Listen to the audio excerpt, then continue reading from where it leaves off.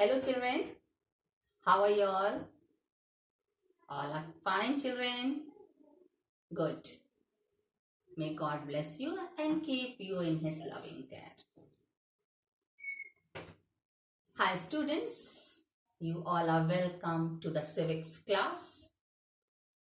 Children, in the previous session, you heard about the fourth general election which had taken place in 1967. You were told about the results, what were the reason of such results in which Congress lost its dignity. You also heard about the defections in which how the non-Congress government was formed in 8 states. पीछे session में आपने चौथे आम चुनाव जो 1967 में हुआ था उसके बारे में आपको बताया गया। उस चुनाव का क्या परिणाम हुआ, चुनाव के इस परिणाम में कांग्रेस को बहुत कम सीटें मिली, उसके क्या कारण थे, इस पर भी चर्चा हुई। इसके साथ ही साथ दल बदल की जो प्रक्रिया थी उसके बारे में आपको बताया गया, जिसके अंतर्गत 8 राज्यों में गैर कांग्रेसी सरकार बनी। अब इस प्रक्रिया का कांग्रेस पर क्या प्रभाव हुआ? उनके अपने नेताओं ने दूसरे राजनीतिक पार्टियों का समर्थन देकर गैर कांग्रेसी सरकार 8 राज्यों में बनाई। इसके संदर्भ में related to this today's topic is topic number 5 spilled in the Congress. Today's topic is topic number 5 spilled in the Congress.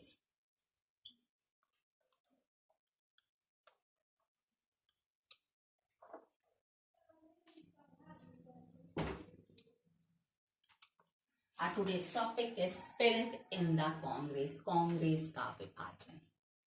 As you know that the result of 1967, of course, Congress was able to gain majority in Lok Sabha seats, but it gained the majority at the lowest tally rate. Number of seats were very less comparing to the previous elections.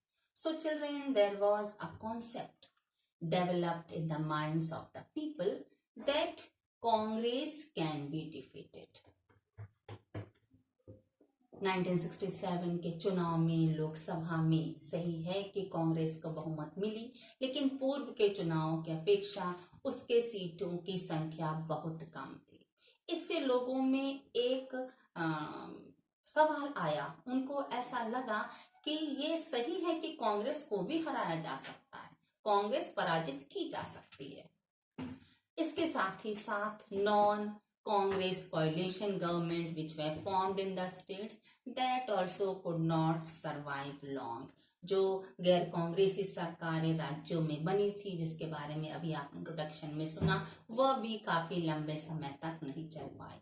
Either they lost the majority and then they started forming a new combination or the president rule was imposed. उन गैर कांग्रेसी राज्यों में जहां सरकारें नहीं चल पा रही थी, या तो वे बहुमत खो देते थे, बहुमत कम होने के कारण उन्हें फिर से नए सिरे से गठबंधन करना पड़ता था, या फिर राष्ट्रपति शासन लागू हो जाता था। इसी परिप्रेक्ष्य में आपका टॉपिक नंबर 5A है India versus the syndicate. Topic number 5A Indra versus the syndicate.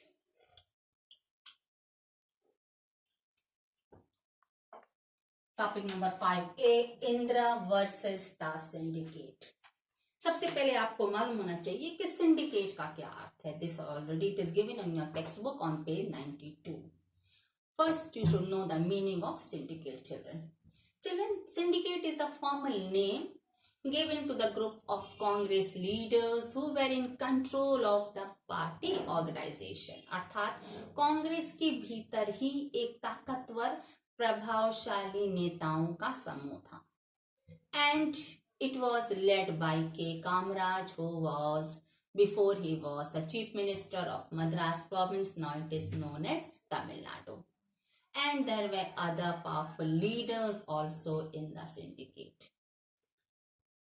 कहा जाता है कि इस सिंडिकेट के मेंबर्स, जो सिंडिकेट एक समूह था कांग्रेस के मेंबर्स का, you can say senior Congress members, they only supported our second Prime Minister Lal Bahadur Shastri and after him Mrs. Indira Gandhi to owe the position.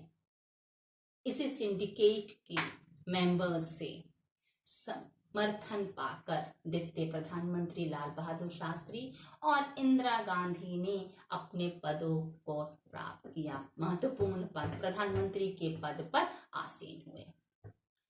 As you were told earlier that the senior leaders, senior members of syndicate, they supported Indira Gandhi to become the prime minister because they had thought that she is a political novice, so surely she will take a concern in her administrative affairs. जैसा कि आपने पहले सुना है कि इंदिरा गांधी को जब प्रधानमंत्री पद के लिए इन सिंडिकेट के मेंबर्स ने समर्थन दिया तो उनका सोचना था कि यदि ये प्रधानमंत्री बन जाती तो राजनीतिक क्षेत्र में अभी यह अनुभवहीन है, इसीलिए प्रशासन संबंधी कार्यों में ये हम सबका सपोर्ट लेंगी. But all was in vain. What did she do? She gained her position by her own intelligence. उसने अपनी बुद्धिमत्ता से अपना एक अलग मुकाम तैयार किया. इंदिरा गांधी ने अपनी बुद्धिमत्ता से, अपनी रणनीतियों से अपने को स्वयं को एक आत्मनिर्भर महिला प्रधानमंत्री बनाया. Thus, what did she do? Saying to those syndicate members, she chose her trusted group of advisors from outside the party which sidelined the syndicate. इस परिप्रेक्ष्य में स्वयं को आत्मनिर्भर बनाने के लिए उन्होंने क्या किया? उन्होंने पार्टी के बाहर ऐसे विश्वसनीय लोगों को अपने एडवाइजर के रूप में रखा जो पार्टी से संबंध नहीं रखे थे लेकिन इंदिरा गांधी के विश्वसनीय थे. यह बात भी सिंडिकेट के मेंबर्स के लिए एक बहुत बड़ी चुनौती बन गई. अब इंदिरा गांधी के सम्मुख प्रधानमंत्री तो बन गए लेकिन उनके सम्मुख दो चुनौती थी. सिंडिकेट के मेंबर्स के इस प्रकार के रवैये से उनके सम्मुख दो चुनौतियां थी. The first was that she was supposed to build independence from syndicate. वो स्वयं को सिंडिकेट के प्रभाव से मुक्त करके अपना आप कह सकते हैं व्यक्तित्व बनाना चाहती थी. And then to regain the dignity which Congress lost in the election of 1967. इसके साथ ही साथ 1967 के इलेक्शन में कांग्रेस को जिन सीटों का नुकसान हुआ उसे वह पुनः प्राप्त करना चाहती थी. So what did she do? She adopted a bold strategy. उन्होंने एक साहसिक रणनीति अपनाया. क्या किया उन्होंने? She converted power strong to ideological strong. सत्ता संघर्ष को विचारधारात्मक संघर्ष में परिणत कर दिया. And then in which the government stress on the policy based on left ideology. आपने चैप्टर में स्टार्टिंग में लेफ्ट एंड राइट आइडियोलॉजीज के बारे में पढ़ा. So what did Indira Gandhi do? She opted the policies according to left orientation, which means think for the poor, care for the poor, care for the downtrodden, make the policy for the upliftment of the poor. और ये जो वामपंथी दल था इसका कहना था कि गरीबों का ध्यान देना, उनके लिए ऐसे प्लान बनाना जिससे गरीबी का उन्मूलन हो, रोजगार के साधन हो. So according to this, what Congress did, the Congress Working Committee, they adopted 10 points of program. इसी परिप्रेक्ष्य में जो कांग्रेस की वर्किंग कमेटी थी उसने 10 सूत्रीय कार्यक्रम बनाया. इसके अंतर्गत There were some programs such as social control of bank, अर्थात बैंकों पर सामाजिक नियंत्रण, नेशनलिज्म ऑफ जनरल इंश्योरेंस, आय बीमा का राष्ट्रीयकरण कराना, ceiling of urban property and income, and public distribution of food grain, खाद्यान्न का सरकारी वितरण, एंड द लैंड रिफॉर्म्स, अर्थात भूमि सुधार के लिए भी कई कानून बनाए गए। इसमें देखा गया कि यह जनहित के लिए काफी अच्छी थी, सामान्य जनता को इससे लाभ प्राप्त हो रहा था। Of course, the members of syndicate they approved this policy, but they had serious doubts. उन्होंने इंदिरा गांधी की इस 10 सूत्रीय कार्यक्रम के अंतर्गत जो पॉलिसी बनाई गई, सिंडिकेट के मेंबर्स ने समर्थन दिया, लेकिन उनके मन में कहीं ना कहीं इस पॉलिसी को लेकर संदेह था, जिसके बारे में हम अगले टॉपिक में पढ़ेंगे। Point B, presidential election.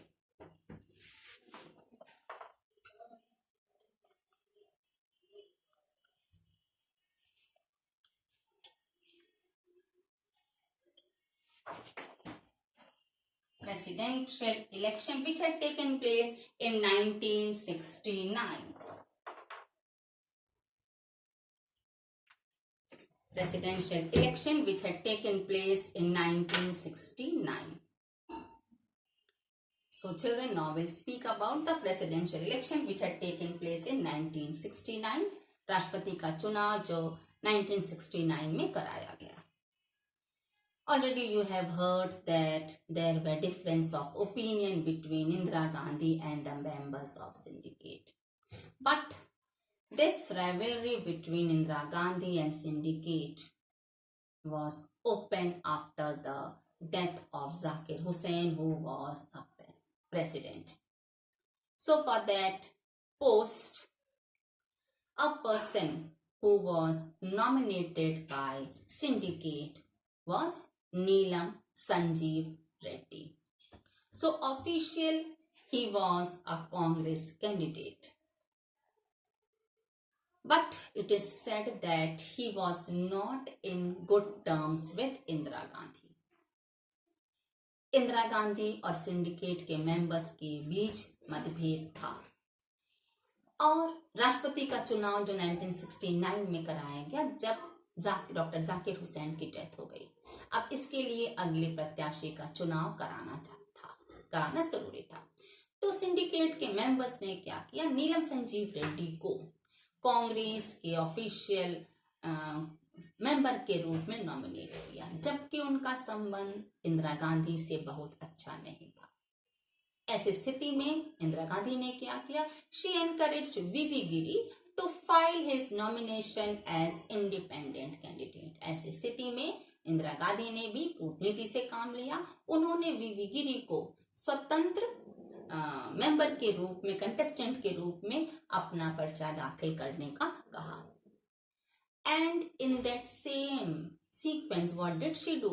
She announced several policies such as nationalism of 14 leading private banks. अर्थात उसी समय उन्होंने कई पॉलिसीज को अनाउंस किया। इसके अंतर्गत 14 प्राइवेट बैंक जो अग्रणी थे उनका राष्ट्रीयकरण कर दिया। And abolition of Privi purse की समाप्ति की। प्रीवी पर्स आपके बुक में भी है टॉपिक ऑब्जेक्टिव क्वेश्चन के लिए। Privy purse means this was a privilege which was given to the princess.